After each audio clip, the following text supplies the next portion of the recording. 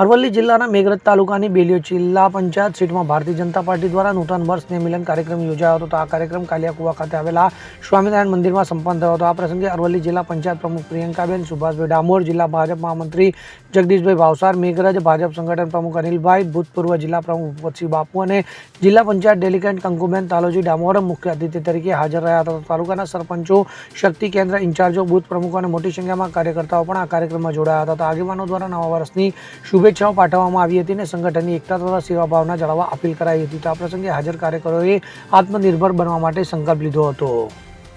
Bureau report, CN24 news. હવે જુઓ દેશ દુનિયાની તમામ ખબરો તમારી આંગળીના ટેરવે.